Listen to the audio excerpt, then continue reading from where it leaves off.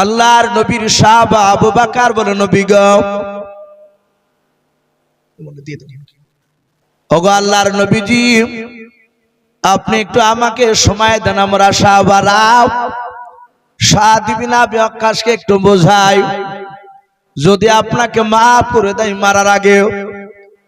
আল্লাহর নবী বলেন, আবু বকর শুনে নাও, ওকে ছেড়ে দাও, যদি তার প্রতিশোধ বদলা যদি আমাকে না নিতে দাও, কিয়ামতের ময়দানে তোমার নবী জবাব দিতে পারবে না।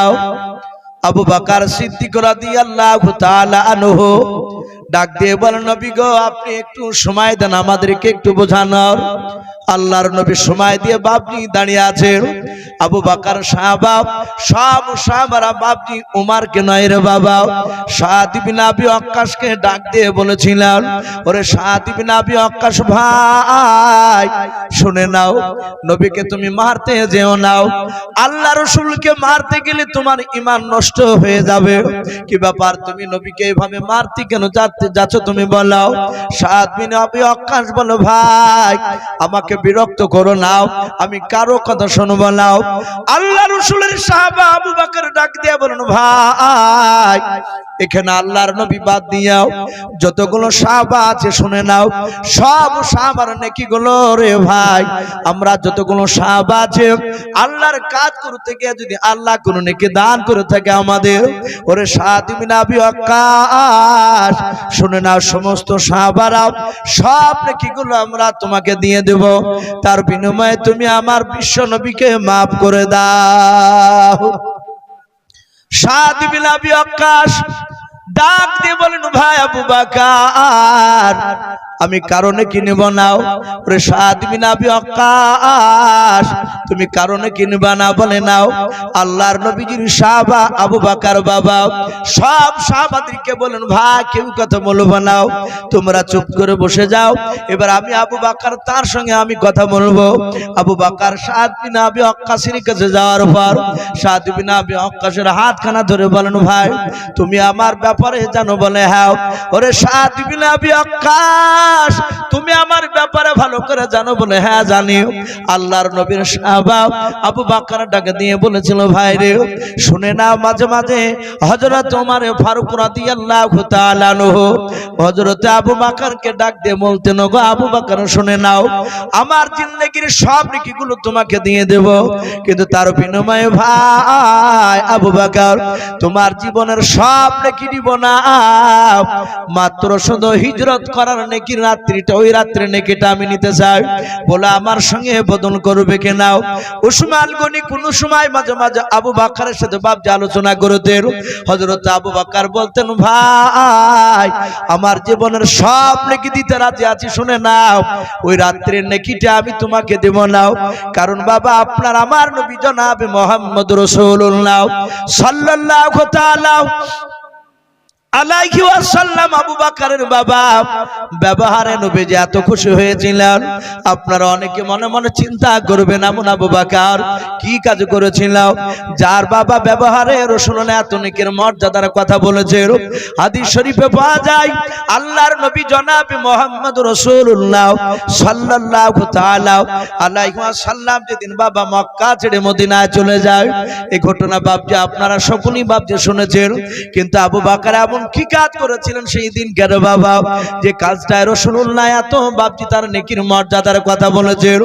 আল্লাহর নবীজির জীবনে আবু বকরের জীবনীতে পাওয়া যায়, মক্কা থেকে যেদিন হিজরত করে বাবা মদিনাতে যাবে তার আগে বাবা এক নাই দুই নাই কোন মুফাসসিরিনে কেরাম লিখেছেন বাবা 3 মাস আগে বাবজি বলেছে, আবার কেউ বলেছেন 6 মাস আগে হযরতে জিবরিল আলাইহিস সালাম আল্লাহর নবীর কাছে এসে বলেছেন, আসসালামু আলাইকা ইয়া রাসূলুল্লাহ ইয়া হাবিবাল্লাহ। আল্লাহর নবী জিবরিলের সালামের উত্তর দিয়ে দিলেন। আল্লাহর নবী যে ডাক দিয়ে বললেন, ওরে আমার আবু বকর নাই, এ জিবরিল ভাই কি ব্যাপার, তুমি আমার কাছে এখন কেন তুমি সালাম দিয়ে আসেন বলাও। হযরতে জিবরিল আলাইহিস সালাম ডাক দিয়ে বলেছিল, গো আল্লাহর নবী যে আল্লাহ হুকুম করেছে, আল্লাহ আপনার কাছে জানানোর জন্য আমাকে পাঠিয়েছে। বলে কি পাঠিয়েছে জানানোর জন্য বললাও। বলে নবী যে আপনাকে মক্কা ছেড়ে মদিনায় চলে যেতে হবে। আল্লাহর নবী বলেন, এখনই কি যাওয়া লাগবে? বলে হুজুর না, এখন যেতে হবে না। বলে কখন যেতে হবে? বলে তা আমি জানি না, আমি বলতে পারবো না। আল্লাহ আপনাকে শুধু এতটুকু জানিয়ে দিতে বলেছেন, যাও জিবরিল আমার দোস্ত হাবিবুল্লাহকে বলো গা, আমার দোস্ত হাবিবুল্লাহকে মক্কা ছেড়ে মদিনায় চলে যেতে হবে। আল্লাহর নবী বলেন আর কি বলেছে? বলো।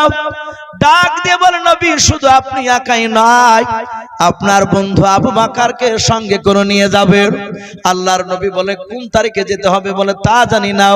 নবী এতটুকু বলে রাখে আপনাকে, আল্লাহ যেদিন অর্ডার করবে আপনাকে মক্কা ছেড়ে মদিনায় যেতে, ওগো আল্লাহর নবীজি সেই দিন আমি আপনার ফেরেশতা জিবরিল আপনাকে এসে আমি বলে যাব, তখন আপনি চলে যাবেন। জিবরিল আলাইহিস সালাম কথা বলে বাপ অদৃশ্য হয়ে গেলেন। আল্লাহর নবীজির কাছে কোনো কথা আলে বাবা জিবরিল বলে গেলেন, নবীজি আবু বকরকে না বলে থাকতে পারতেন না। আল্লাহর নবী যে সোজা বাবা আবু বকর সিদ্দিক রাদিয়াল্লাহু তাআলা আনহুর বাড়িতে চলে গেলেন। আল্লাহর নবী যে আবু বকর বাড়িতে গিয়ে ডাক দিয়ে বলেন, আবু বকর। আবু বকর বলছেন, লব্বাইক রাসূলুল্লাহ, নবী আপনার দরবারে আমি উপস্থিত হাজির হয়ে গিয়েছি। বলেন। আল্লাহর নবী বলেন, আবু বকর তোমাকে আর আমাকে মক্কা ছেড়ে মদিনায় চলে যেতে হবে। হযরত আবু বকর পেছন দিকে আর বাড়িতে রোজার দিকে তাকান নাই, সাথে সাথে বলছেন, নবী আমি আপনার সাথে এখনই যাওয়ার জন্য তৈরি হয়ে আছি। বলুন সুবহানাল্লাহ। আল্লাহর নবী বলেন, আবু বকর এখন যেতে হবে না। আবু বকর বলে, নবী কখন যেতে হবে? বলে তাও জানি না, কিন্তু জিবরিল এতটি বলেছে আপনাকে আর আমাকে একদিন মক্কা ছেড়ে মদিনা চলে যেতে হবে। আমি জিজ্ঞাসা করলাম, জিবরিল ভাই কবে যাওয়া হবে? সঙ্গে সঙ্গে ডাক দিয়ে বলেন, আমি জানি না, আল্লাহ যেদিন বলবে সেদিন এসে আপনাকে বলবো, আপনি ওই সময় আপনার বন্ধু আবু বকরকে নিয়ে চলে যাবেন। ও আমার আবু বকর শুনে নাও, সেই দিনটা শুনে নাও। আল্লাহর নবী কি নবীজি ডাক দিয়ে বলল, ভাই আবু বকর সেদিন আমি তোমাকে সঙ্গে করে ডেকে নিয়ে চলে যাব। আল্লাহর নবী যে এই কথা বলে বাপজি আবু বকরকে বলে চলে গেলেন। আল্লাহর নবীর বন্ধু আবু বকর সেই দিন থেকে বাবা নবীর পেছনে বাপজি 5 ওয়াক্ত তো নামাজ পড়তেন। তার আগে থেকে আল্লাহর নবী জনাব মুহাম্মদ রাসূলুল্লাহ সাল্লাল্লাহু আলাইহি ওয়াসাল্লামের পেছনে বাপজি এশার নামাজ পড়তেন আবু বকর। পড়ার পর নবীর কাছ থেকে দোয়া নিয়ে বাপজি বাড়ি চলে আসতেন। বাড়িতে আসার পর আবু বকর ছোট্ট করে বাবা একটা খাজুর গাছের বাবা ছোবার বাপজি একটা কাতলা বানিয়েছিলেন। খাবার যা যা লাগবে বাবা সব খাবারগুলো বাপজি পুটলায় ভরে নিয়ে আল্লাহর নবীর বন্ধু আবু বকর, তার বিটি আসমা, তার বিটি বাপজি আয়েশা সিদ্দিকা রাদিয়াল্লাহু তাআলা আনহুম আজমাইন, হযরত আবু বকরের বিবির নাম ছিল বাপজি উম্মান। এই বাপজি এদেরকে নিয়ে পুটলাটা মাথায় করে নিয়ে আবু বকর দরজার গণিতে বাপজি দাঁড়িয়ে থাকতেন, কান লাগিয়ে থাকতেন কখন নবী রাত্রি বেলা এসে ডাক দিবে। আল্লাহর নবী জনাব মুহাম্মদ রাসূলুল্লাহ সাল্লাল্লাহু তাআলা আলাইহি ওয়াসাল্লাম বাপজি আপনার ওই কথা বলে আসার পর আর আবু বকরকে যে কোনদিন ওই কথাটা বলেন না। আল্লাহর নবীর বন্ধু আবু বকর রাত্রির বেলা শুয়ে আছেন। যেদিন মক্কা থেকে বাপজি মদিনায় হিজরত করে চলে যাবেন, আল্লাহর নবী জনাবে মুহাম্মদ রাসূলুল্লাহ সাল্লাল্লাহু তাআলা আলাইহি ওয়াসাল্লাম রাত্রির বেলা শুয়ে আছেন। হঠাৎ জিবরিল আলাইহিস সালাম বলেন, নবী গো আপনাকে এখনই মক্কা ছেড়ে মদিনায় চলে যেতে হবে, আপনি চলে যান। আল্লাহর নবী বলেন, এখনই যাওয়া লাগবে? বলে হ্যাঁ। এই নবীজি আপনার বাড়ির চারিদিকে এক নাই দুই নাই ৬০০০ বেঈমান মুশরিক কাফেরের বাচ্চারা আপনার বাড়িকে গোল করে ঘেরাও করে নিয়ে দাঁড়িয়ে আছে। নবী আপনি এখনই বেরিয়ে গেলে কাফেররা আপনাকে জবাই করে দেবে। আল্লাহর নবী বলেন, কিভাবে যাব? জিবরিল আলাইহিস সালাম বলেন, নবী চিন্তা করবেন না, এক মুষ্টি আপনি বালি নিয়ে নেন, আপনি সূরা ইয়াসিন থেকে বাপজি একটা আয়াত তেলাওয়াত করে ফু দিয়ে দেন। আল্লাহর নবী ফু দিয়ে দিলেন। জিবরিল বলেন, নবী আপনি ধুলোগুলো আপনি উপর দিকে একটু ছুটিয়ে দেন, আপনি ছেড়ে দেন হাত থেকে। আল্লাহ রাসূল বাপজি ধুলোগুলো বাপজি ছেটে দিলেন। আল্লাহর কুদরতে ধুলোগুলো সব বেঈমানের বাপজি চোখে গিয়ে পড়ল। তারা তলোয়ারটা রেখে দিয়ে চোখ মচলাতে শুরু করল। জিবরিল আলাইহিস সালাম আল্লাহর নবীকে বাবা বাড়ি থেকে বাপজি আবু জেহেল আর আবু সুফিয়ান সিয়ানেরা দুজনাই তলোয়ার বাপ যে ধরেছিল, ওরা তলোয়ার রেখে দিয়েছে, ওদের দুজনার মাঝ দিয়ে আল্লাহর নবীকে বাপ যে বের করে দিয়াও। জিবরিল আলাইহিস সালাম বলেন, গো আল্লাহর নবী, আর আপনার সঙ্গে আমি যাব না, আপনি বার চলে যান। আল্লাহর নবীজি বাপ যে ওখান থেকে চুপি চুপি সুজা হযরত আবু বকর সিদ্দিক রাদিয়াল্লাহু তাআলা আনহুর বাড়িতে বাপজি দরজার কাছে এসে সালাম দিলেন। দেওয়ার পর আস্তে করে ডাক দিয়েছেন, আবু বকর। কোন মুফাসসিরিন কেরাম বলেন, আবু বকর শব্দটা বাপজি বলার আগে যাহাতে আবু বাপজি বকর বলতে যাবেন, আর সঙ্গে সঙ্গে আবু বকর লব্বাইক রাসূলুল্লাহ বলে ঝাঁপ দিয়ে বেরিয়ে পড়লেন। বলুন সুবহানাল্লাহ। আল্লাহর নবীর কাছে দরজা খুলে পুটলা মাথায় করে নিয়ে রেডি। আল্লাহর নবীজি ডাক দিয়ে বলেন, আবু বকর, তুমি কি রাত্রি বেলা বিছানায় শুয়েছিলে না? বলো হুজুর নাও।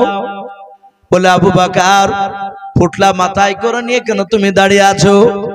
ওরে আবু বকর, তুমি কি জানতে আজকে রাত্রি বেলা আমি মক্কা ছেড়ে মদিনায় চলে যাব?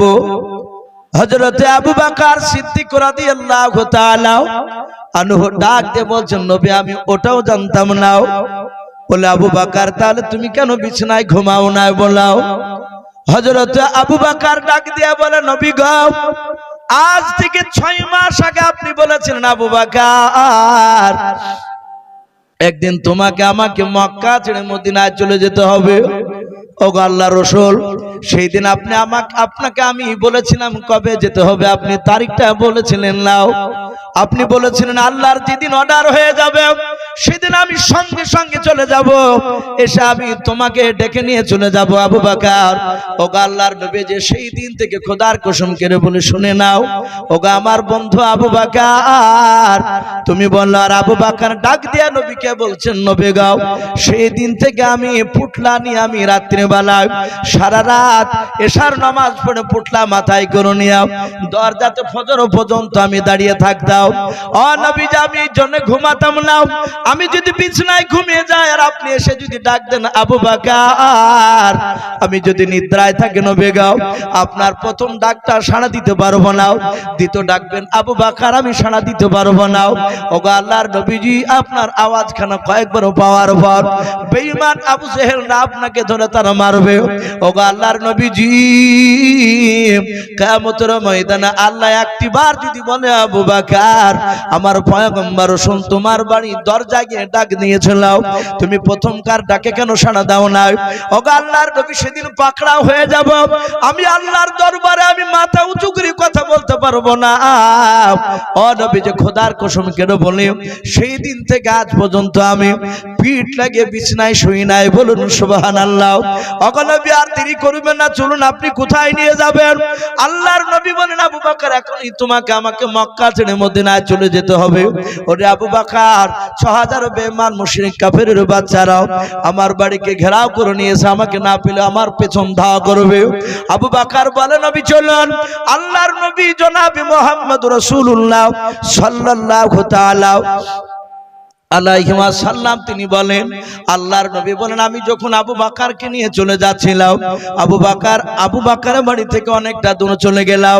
আল্লাহর নবী বলেন, আমি অনেকটা রাস্তা লক্ষ্য করে দেখলাম হযরত আবু বকর আমার সঙ্গে যেতে দেখলাম আবু বকর একবার ডান দিক থেকে বাম দিকে দৌড়ে চলে যায়, আবার দেখতে পায় আবু বকর বাম দিক থেকে ডান দিকে দৌড়ে যায়, আবার দেখতে পায় আবু বকর ডান দিক থেকে সামনে চলে যায়, আবার সামনের দিক থেকে পেছন দিকে চলে যায়।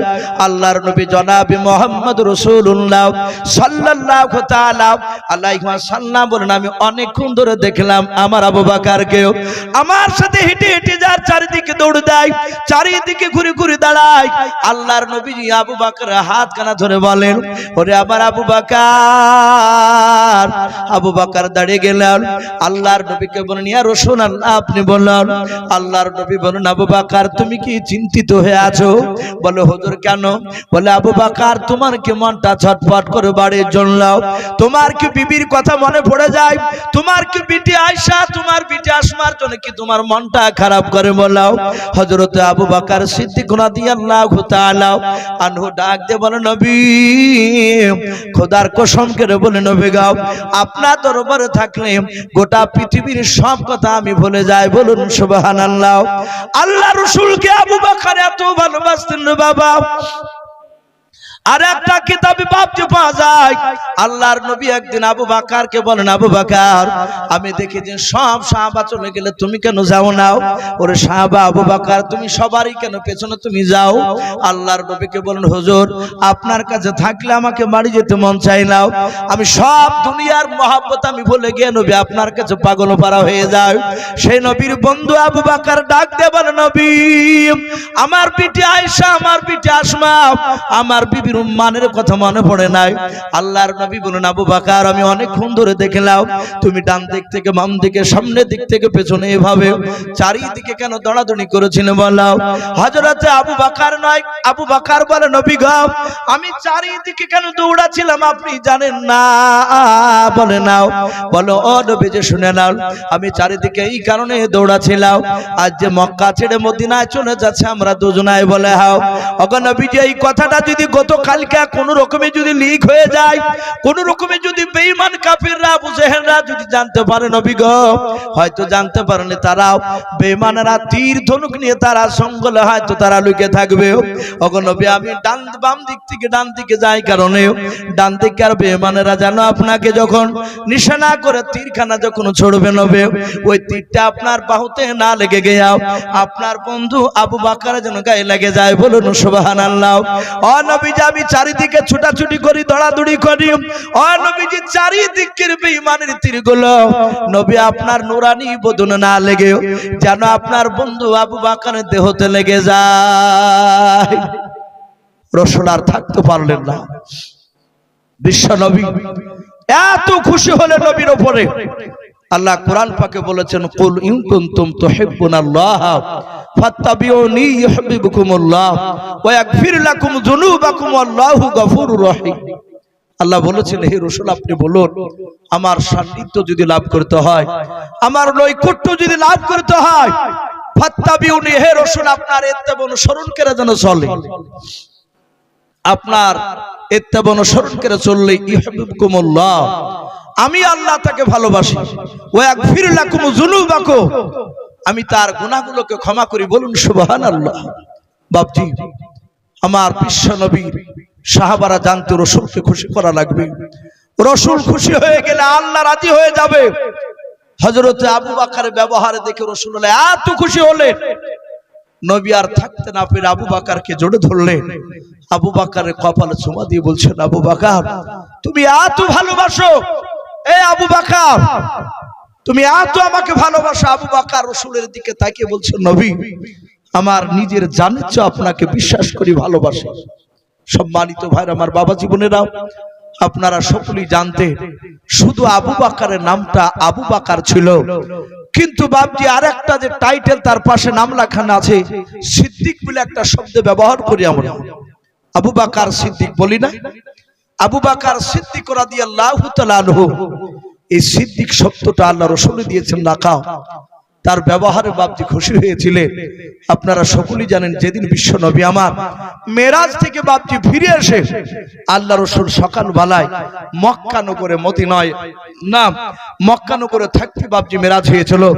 আল্লাহ রাসূল সাল্লাল্লাহু আলাইহি ওয়াসাল্লাম মক্কা নগরে ফজরের নামাজের পরে রাসূল বাপজি সাহাবাদের দিকে মুখ ফিরে সালাম ফিরে বললেন গো সাহাবারা তোমরা আজকে রাত্রি বেলা কি কেউ কি স্বপ্ন দেখেছো? প্রতিটা সাহাবা নবীর দিকে তাকিয়ে বললেন হুজুর না আমরা আজ কেউ দেখি নাই। আল্লাহ রাসূল বলছেন আজকে আমি রাত্রি বেলায় শুনে নাও আমি জিবরিলের সঙ্গে আমি আল্লাহর আরশে আজিমে গিয়েছিলাম। দেখ আমরা মেরাজের ঘটনা বলি। আল্লাহ রাসূলের সাহাবারা সকলে বলে নবী কিভাবে গেলেন একটু বলুন। আল্লাহ রাসূল বলেন আমি বলার জন্যই তো কথাটা তুলেছি। আল্লাহ রাসূল সাল্লাল্লাহু তাআলা আলাইহি ওয়াসাল্লাম সাহাবাদের সামনে বলছিলেন কিতাবে পাওয়া যায় ওখানে নবীর বন্ধু আবু বকর ছিলেন না। ভাগ্যক্রমে সেদিনই বাপ যে আপনার রাসূলের বন্ধু আবু বকর যে কোনো কারণবশত তিনি সেদিন ফজরও যেতে পারেনি, বাড়িতে নামাজ পড়েছেন। আল্লাহ রাসূলের বন্ধু আমার আবু বকর নাই, বেঈমান আবু জেহেল উতবা সাইবা এরা প্রায় দিন মসজিদে নববী সকালবেলা গিয়ে দেখতো যে মুহাম্মদ সাল্লাল্লাহু আলাইহি ওয়াসাল্লাম গোটা রাতের মধ্যে কি বানিয়েছে। আল্লাহ রাসূলের কাছে যে কোরআন নাজিল হয় এটা বাপজি ঐশ্ববানী কোরআন আসমান থেকে আসে, এটা মক্কার আবু জেহেলরা বাপজি বিশ্বাস করতো না। তারা ভাবতো যে মুহাম্মদ সাল্লাল্লাহু আলাইহি ওয়াসাল্লাম রাত্রিবেলা বাড়িতে শুয়ে এই সব কোরআনগুলো বানায়, কথাগুলো বানায়। তাই বাপজি সেদিন আবু জেহেল গিয়েছে, যার পর রাসূলের কথাগুলো বাপজি শুনতে ছিল। আল্লাহ রাসূল যখন বাপজি বললেন আমি উম্মে হানির বাড়ি থেকে বোরাকে চেপে জিবরিলের সঙ্গে মসজিদে হারাম থেকে আমি বাইতুল মুকাদ্দাসে গেলাম। বাইতুল মুকাদ্দাসে যাওয়ার পর ওখানে আমি একটা বুরাক একটা জায়গায় দরজার গুড়িতে বুরাকটাকে বেঁধে আল্লাহর সিঁড়িতে চেপে শতপাক আসমান পাড়ি দিয়ে আমি সিদরাতুল মুনতাহায় গেলাম। ওখানে যাওয়ার পর রফরফ নামক একটা যানবাহন তাতে আমি চাপলাম। আল্লাহর সাথে দিদার করলেন, সব কথা বাপজি বললেন, জান্নাত জাহান্নাম সব দেখে এই কথাগুলো বাপজি বলছিলেন। আর বেঈমান আবু জেহেল অমনি মসজিদে ঢুকে বলল, এই আব্দুল্লাহর ছেলে, এই তুমি মক্কা থেকে মসজিদে হারাম থেকে বাইতুল মুকাদ্দাস যেটা ফিলিস্তিনে বাপজি অবস্থিত যে মসজিদ, ডাক দিয়ে বলেছিল আবু জেহেল, এই আল্লাহর নবী, এই আব্দুল্লাহর ছেলে, এই মসজিদে হারাম থেকে বাইতুল মুকাদ্দাস যেতে ঘোড়ায় চেপে প্রায় 3 রাত 3 দিন সময় লাগবে, একইভাবে দ্রুত বেগে ছুটে গেলে। আর তুমি এক রাত্রিতে চলে গেলে, আর কেউ দেখতে পেল না, কেউ জানতে পারলো না। আবু জেহেল বলে আমার বিশ্বাস হয় না। মসজিদে হারামে যেতে যেতে মসজিদে হারাম থেকে বাইতুল মুকাদ্দাস যেতে গিয়ে মক্কার কোন লোকের সাথে দেখা হয়েছিল তোমার সঙ্গে সঙ্গে? বাবা আল্লাহ রাসূল বললেন, হ্যাঁ, মক্কার 12টা লোকের সাথে আমার দেখা হয়েছিল। আবু জেহেল বলল, কানা, ওদের বাড়ি কোথায়? নবী বললেন, মক্কা নগরের নাজরা আর খাজরা বংশ দুটো আছে, ওদের 2 বংশ থেকে 12টা লোক। আমি যখন বাইতুল মুকাদ্দাসে ঢুকতে যাই তার আগে আমি তাদেরকে দেখতে পেলাম, আমি তাদের সাথে কথা বলেছি। ওরা মক্কাতে আসতে প্রায় 14 দিন সময় লাগবে। আবু জেহেলরা সোজা দৌড়ে চলে গেল নাজরা খাজরা বংশে গিয়ে বলল, অমক অমক লোক গলান কি বাড়িতে আছে? মানে যে নবী বলেছে দেখা হয়েছে। মক্কার লোক বাপজি নাজরা খাজরা বলল বাড়িতে নেই, তারা বাইতুল মুকাদ্দাস ফিলিস্তিন এলাকায় ব্যবসা করতে গিয়েছে। আবু জেহেল দেখলো তাহলে তো কথা এই নবীর সাথে মিলিয়ে যাচ্ছে। বাপজি আমার বিশ্ব নবী দরুদি নবীর বন্ধু আবু বকর সেখানে নাই। আবু জেহেলরা দেখলো, সঙ্গে সঙ্গে বাপজি উতবা সাইবা আবু সুফিয়ান আর আবু জেহেল এই কুখ্যাত 4 বেঈমান রাসূলুল্লাহর বন্ধু আবু বকরের বাড়িতে গেল। যাওয়ার পর বলছে, আবু বকর, আমরা তো মিথ্যা কথা বলি, এটা তোমরা বলো, বিশ্বাস করো। আবু বকর বললেন, হ্যাঁ, আপনারা তো মিথ্যা কথা বলেন, আপনারা সত্য কথা তো মানেন না। কি হলো বলুন?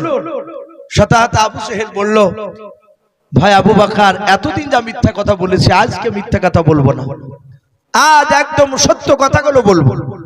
বলে কি? বলে তোমার নবীর মাথা ঠিক নাই। বলে তার মানে? বলে এক্ষুনি শুনে আসলাম, তুমি তো যাওনি। এই আবু বকর শুনে নাও, তোমার নবী বলেছে মসজিদে হারাম থেকে বাইতুল মুকাদ্দাস, ওখান থেকে 70 পাক আসমান পাড়ি দিয়ে আল্লাহর সাথে দেখা করে এসেছে। 50 ওয়াক্ত নামাজ এ বাদ দিতে দিতে দিতে 5 ওয়াক্ত নামাজ নিয়ে এসেছে। আচ্ছা আবু বকর, এই মক্কা থেকে মদিনায় এক রাত্রিতে এই মসজিদে হারাম থেকে বাইতুল মুকাদ্দাস এক রাত্রিতে ঘোড়ায় কিংবা উঠে চেপে, তোমার নবী তো বুরাক বলেছে, বুরাক তো আমরা দেখি নাই। আবু বকর বলছেন, বুরাক আমিও তো দেখি নাই, আমি আজ শুনছি না তোমার মুখে। বলে তোমার নবী বলল বুরাকে চেপে গিয়েছিল, এ কি সম্ভব? যদি একবার যদি আবু বকর বলে না এটা অসম্ভব, তাহলে আবু বকর ঈমানটা ওরা নষ্ট করে দিবে।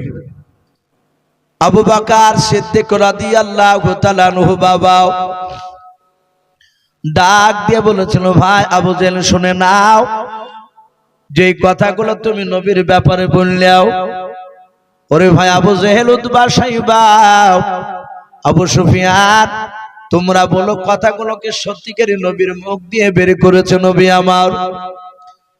আবু জেহেল বলল, এই আবু বকর শুনে নাও, লা তুজার কসম কেটে বলে শুনে নাও, নবী যেভাবে বলেছেন সেইভাবে কথাগুলো শোনা নাও। আল্লাহর নবীর বন্ধু আবু বকর বলেছিল, ভাই এই কথাগুলো যদি নবীর মুখ দিয়ে বের হয়, আমি আবু বকর আমি বারহাক সত্য বলে মেনে নিলাম। বলুন সুবহানাল্লাহ। আবু জেহেল দেখলো ঈমান নষ্ট করতে পারা গেল না। হযরতে আবু বকর বাড়িতে থাকতে পারলেন না, সোজা নবীজির দরবারে গেলেন। আল্লাহর নবীর কাছে বলেন, ওগো নবীজি, আপনি কি মসজিদে মক্কার ভিতরে আজকে ফজরের নামাজের পর মেরাজের ঘটনা কি আপনি শুনে বলেছেন? বলেন সাহাবাদের সামনে। আল্লাহ রাসূল বলেন, ওরে আবু বকর, তোমার কি বিশ্বাস হয় না? কে বলেছে? বলে আমাদের কাছে আবু জেহেল গিয়ে বলেছিল আমার দরবারে। আল্লাহর নবী বলেন, আবু বকর তুমি কি মানো না? আমি বলেছি, নবী গো, ও নবী আবু বকর ডাক দে বলো, নবী গো, আমি বেঈমান আবু জেহেলের সামনে বলেছিলাম এই কথাগুলো যদি নবীর মুখ দিয়ে বের হয় এগুলো বারহাক সত্য, আমি মেনে নিয়েছি। আল্লাহর নবী বলেন, তুমি মেনে নিয়েছো? বলে হ্যাঁ। আল্লাহর নবী জনাবে মুহাম্মদ রাসূলুল্লাহ সাল্লাল্লাহু তাআলা আলাইহি ওয়াসাল্লাম নবী যে আবু বকরকে ডাক দিয়ে বলেন, আবু বকর, এতদিন তোমাকে আবু বকর বলে ডাকতাম রে আবু বকর, আজ থেকে তোমাকে আবু বকর সিদ্দিক বলে আমি ডাকবো। বলুন সুবহানাল্লাহ। তুমি সত্যবাদী। ও বাপজি ভাইরা, আমি সেই সাদ ইবনে আবি ওয়াক্কাসের বাপজি কথা বলছিলাম। আল্লাহর নবীজির বন্ধু আবু বকর সিদ্দিক রাদিয়াল্লাহু তাআলা আনহু ডাক দিয়ে বলেন, ওরে সাদ ইবনে আবি ওয়াক্কাস, আমার ওই মক্কা থেকে মদিনায় হিজরত যাওয়ার কথাটা শুনে নাও। ওই রাত্রির নেকিটা আল্লাহর নবীজি বলেছিলেন আমার ব্যাপারে। ওরে আমার সাদ ইবনে আবি ওয়াক্কাস, আমি তোমার হাত ওখানা জুড়ে ধরি ভাই, তুমি দয়া মেহেরবান করে শুনে নাও। আল্লাহর নবী জনাবে মুহাম্মদ রাসূলুল্লাহ সাল্লাল্লাহু তাআলা আলাইহি ওয়াসাল্লাম কে তুমি ক্ষমা করে দাও। হযরত সাদ ইবনে আবি ওয়াক্কাস আবু বকরের হাত কানা ধরে বলেন, আবু বকর ভাই, আপনি নবীজির দামি সাহাবা, এটা আমি বিশ্বাস করি না ভাই, কিন্তু শুনে নাও ওই রাত্রে নেকিটাও তোমার কাছে আমি নেব নাও। বলে ভাই নিবা না? বলে নাও।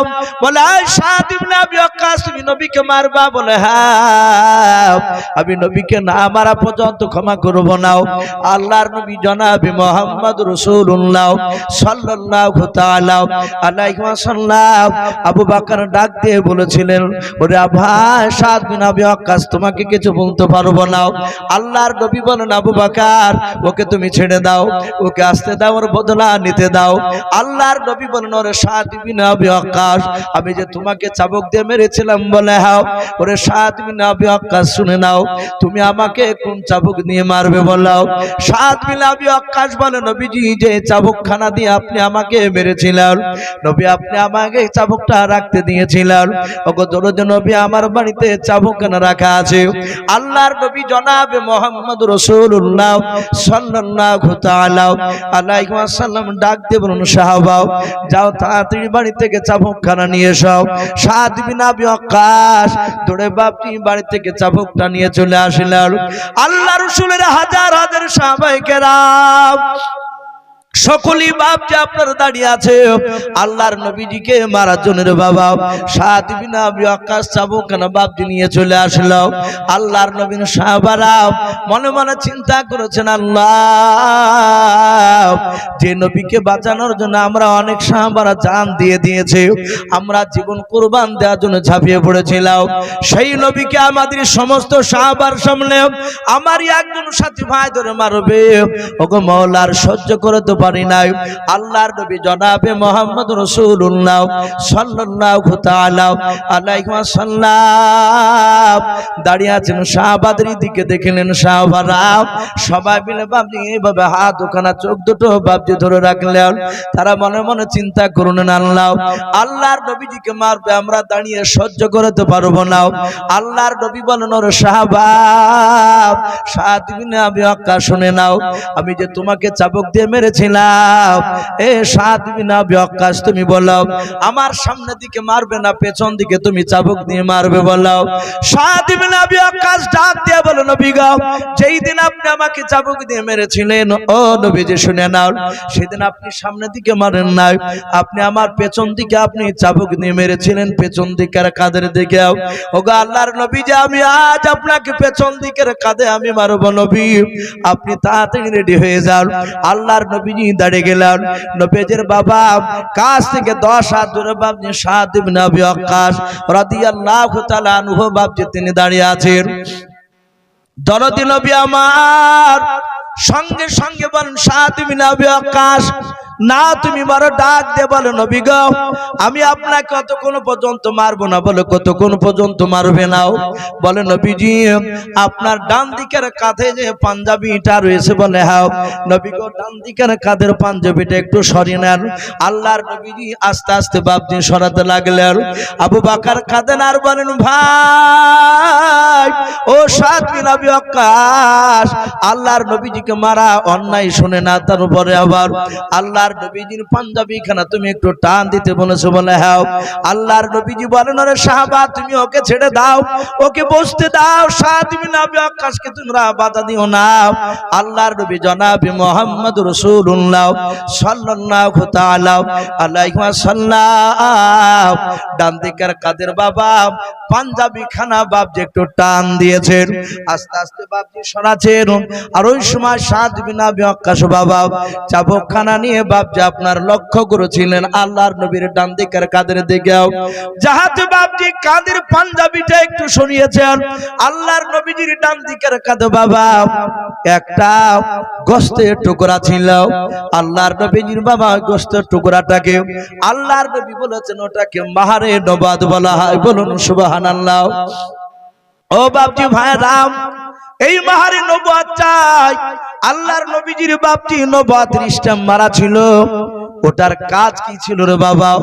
শামাইলে তিরমিজিতে বলা হয়েছে সবুজ রঙের বাপজি একটা কবিতর ডিমের সমান গোশতের টুকরাটাও আল্লাহর নবী বলেন, গো সাহাবারাও এই যে গোশতের টুকরা দেখছে এটা মাহারে নবুয়াত। এই সাহাবারা এটা আদম নবী থেকে নিয়ে ঈসা রুহুল আলাইহিস সালাম কোন নবী রাসূলকে আল্লাহ দেয় নাই, শুধু তোমার নবী আমাকে দিয়েছে, শুনে নাও।